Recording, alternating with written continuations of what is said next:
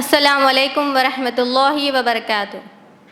الحمد للہ رب العالمین، الصلاۃ والسلام علی رسول الکریم وعلی آلہ واصحابہ اجمعین۔ اعوذ باللہ من الشیطان الرجیم، بسم اللہ الرحمن الرحیم۔ رب اشرح لی صدری ویسر لی امری واحلل عقدۃ من لسانی یفقہوا قولی، اما بعد۔ انشاءاللہ آج میں آپ لوگوں کے سامنے توبہ استغفار کے تعلق سے کچھ باتیں رکھنے کی کوشش کروں گی انشاءاللہ۔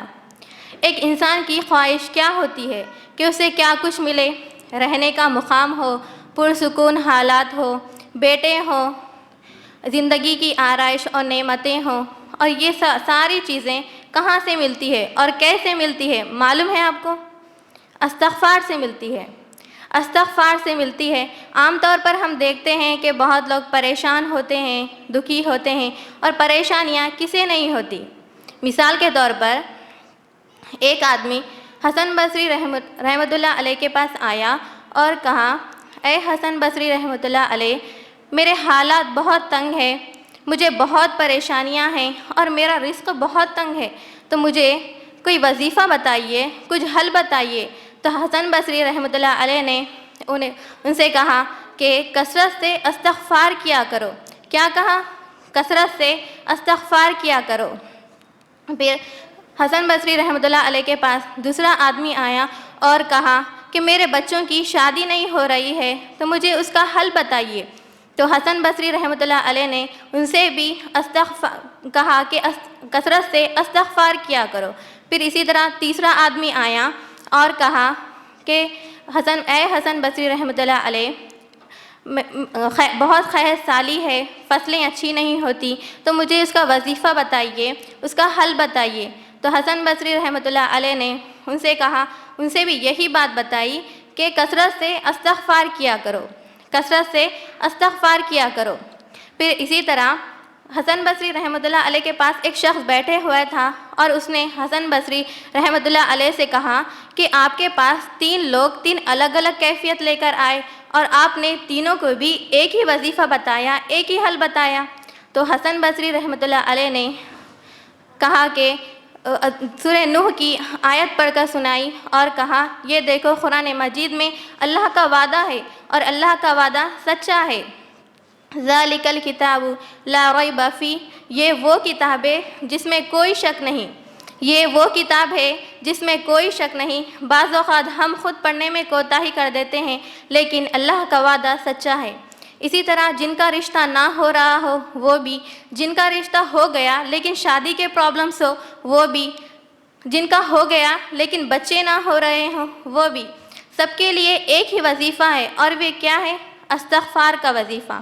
اسی طرح ہماری روح پر جو کٹ لگ جاتی ہے، یعنی انسان گناہ کر کر کے اللہ کو ناراض کر لیتا ہے، جس کی وجہ سے اور وہ فوری طور پر اس گناہ سے نہیں نکلتا، توبہ نہیں کرتا، جس کی وجہ سے وہ گناہوں کے دھبے اور دل کی سیاہی اتنی گہری ہو جاتی اور وہ ڈپریشن میں یعنی ذہنی بیماریوں میں لے جاتا ہے۔ اسی طرح اور بعض اوقات بڑے بڑے دوائیاں تک اس کے لیے کام نہیں کرتی۔ اسی لیے ہر انسان کو کثرت سے استغفار کرنا چاہیے۔ اسی طرح اور ہم دیکھتے ہیں کہ نبی کریم صلی اللہ علیہ وسلم جو معصوم تھے، جو گناہوں سے پاک تھے، جن کے کوئی گناہ نہیں تھے، تو بھی وہ دن میں سے 70 سے 100 مرتبہ استغفار کرتے تھے، اور ان سے زیادہ مصروف بھی کوئی نہیں تھا۔ اور آج اگر ہم بولے کہ نماز پڑھو، استغفار کرو، ذکر کرو، تو ہم کیا بولتے؟ وقت نہیں ملتا، کام کرے، بچوں کو سنبھالے، یا پھر یہ کرے۔ تو یہ ضروری نہیں کہ ہم ایک جگہ بیٹھ کر، کونے میں بیٹھ کر ہی استغفار کرنا ہے یا ذکر کرنا ہے۔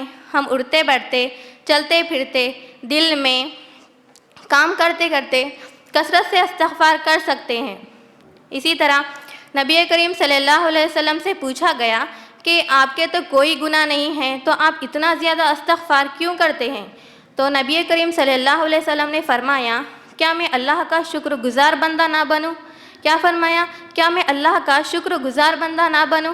ویسے بھی اللہ رب العالمین کو شکر گزاری بہت پسند ہے۔ یا ایھا الذین آمنوا توبوا الی اللہ، یہ توبہ کر لو اللہ سے۔ اور توبہ کیسی کرنا ہے؟ سچی توبہ، خالص توبہ جس میں حقیقی طور پر عمل بدل آئے، یعنی ایسی سچی توبہ جس کے بعد گناہ نہ ہو۔ ایسی توبہ کے کچھ شرائط ہیں، جس میں پہلی شرط یہ ہے کہ ہم جس گناہ سے توبہ کر رہے ہیں اسے چھوڑ دیں۔ دوسری شرط یہ ہے کہ جو گناہ ہم کر لیے اسے ندامت کا اظہار کرے، یعنی شرمندہ ہو جائیں۔ تیسری شرط ہے اس گناہ کو آئندہ نہ کرنے کا وعدہ کر لیں۔ اور چوتھی شرط یہ ہے کہ اگر حقوق العباد میں حق تلفی کی ہو، یعنی کسی پر زیادتی کی ہو، تو اس سے فوراً معافی مانگ لے۔ لہٰذا زبان سے توبہ توبہ کرنا یہ کوئی معنی نہیں رکھتا اور اس کا کوئی فائدہ نہیں ہے جب تک ہم ان شرائط کو پورا نہ کریں۔ اور ایک چیز ہے ندامت یعنی شرمندگی۔ نبی کریم صلی اللہ علیہ وسلم نے فرمایا، شرمندگی ہی توبہ ہے۔ شرمندگی ہی توبہ ہے۔ جو شرمندہ ہو جائے اپنی کی ہوئی غلطی پر یا گناہ پر، تو گویا اس نے توبہ کر لی۔ اسی لیے بخشش مانگنا، استغفار پڑھنا، اللہ سے توبہ کرنا دنیا کی نعمتوں کو حاصل کرنے کا بھی ذریعہ ہے اور آخرت کی بھلائی کا ذریعہ بھی ہے۔ اسی طرح اللہ رب العالمین نے سورہ نوح میں فرماتے ہیں کہ حضرت نوح علیہ السلام نے اپنی قوم کو استغفار کے لیے کہا، اور کیا کہا؟ میں نے اپنی قوم سے کہا کہ استغفار کرو اور اپنے رب سے معافی مانگو۔ تو نتیجہ کیا ہوگا؟ یعنی اگر ہم اللہ سے استغفار کریں گے، اس سے معافی مانگیں گے، تو نتیجہ کیا ہوگا؟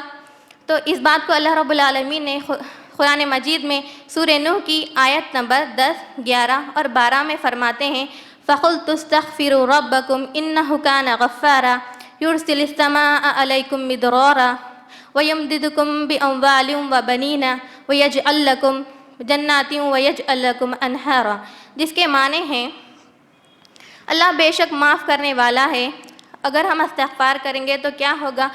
اللہ تعالیٰ فرماتے ہیں کہ وہ ہم پر آسمان کو خوب برستا ہوا چھوڑ دے گا اور ہمیں مال اور بیٹوں سے نوازے گا، ہمارے لیے باغات بنائے گا اور ہمارے لیے نہریں بنائے گا۔ اسی طرح اور ایک جگہ پر ایک اور پیغمبر نے اپنے قوم سے کہا کہ اپنے رب سے معافی مانگو اور اس کی طرف پلٹ آؤ، بے شک میرا رب بہت رحیم ہے اور اپنی مخلوق سے بہت محبت رکھتا ہے۔ یعنی جب کسی بندے پر مصیبت یا پریشانی آتی تو اس کا مطلب یہ نہیں کہ اللہ تعالیٰ جان بوجھ کر اسے ستاتا یا پھر اسے خوش ہوتا، نعوذ باللہ، ایسا نہیں ہے۔ کچھ چیزیں ایسی ہوتی ہیں جسے ہم اچھے حالات میں سیکھ جاتے ہیں، لیکن کچھ چیزوں کی قدر اس وقت ہوتی جب کوئی مشکل یا پریشانی پیش آتی۔ مثال کے طور پر فروٹ سے پھل، یعنی اگر ہم کیسا کھاتے اس کو بغیر پکائے بھی آسانی سے ہم کھا سکتے، لیکن کچھ غذائیں کچھ کھانے ایسے ہوتے جسے ہم پکانے کی اور اسے سیکھنے کی ضرورت ہوتی۔ اسی طرح زندگی کے کچھ حالات ایسے ہوتے ہیں جسے ہم آسانی سے سیکھ جاتے ہیں اور آسانی سے سمجھ بھی جاتے ہیں، لیکن کچھ باتیں ایسی ہوتی ہے جو مشکلات یا پریشانی آئی تو ہی سمجھ میں آتی ہے، اور جس کی وجہ سے انسان اور زیادہ پختہ اور میچور ہو جاتا ہے۔ اسی طرح اور ہم دیکھتے ہیں کہ جو بچے مشکلات میں پلتے ہیں، مصیبتوں میں پلتے ہیں، وہ بچوں میں اسٹیمنا زیادہ ہوتا ہے، لیکن جو بچے نازوں میں، نعمتوں میں پلتے ہیں، وہ بچے اتنے ہمت والے اور بہادر نہیں ہوتے۔ اسی لیے دھوپ اور چھاؤں، غم اور خوشی دونوں اس کائنات کا حسن ہے، اور دن اور رات تو ایک بہت بڑی نشانی ہے، اس لیے کہ جب ہمیں تکلیف آتی ہے یا پریشانی آتی ہے تو ہم اللہ رب العالمین کی طرف زیادہ رجوع ہو جاتے ہیں، اس کے زیادہ قریب ہو جاتے ہیں، اس کا زیادہ ذکر کرتے ہیں، اسے زیادہ یاد کرتے ہیں، اور اسی طرح دنیا میں ہی انسان کے گناہ معاف ہونے لگتے ہیں۔ اور ایک جگہ پر آتا ہے کہ اگر ہم استغفار کریں گے، اللہ سے معافی مانگیں گے، تو اللہ ہمیں دنیا کی اچھے سے اچھی نعمتیں دے گا۔ اسی طرح استغفار کی جو دعائیں ہیں ویسے تو بہت ہے، لیکن میں آپ لوگوں کے سامنے صرف 3 ہی رکھوں گی، جو ہے استغفر اللہ۔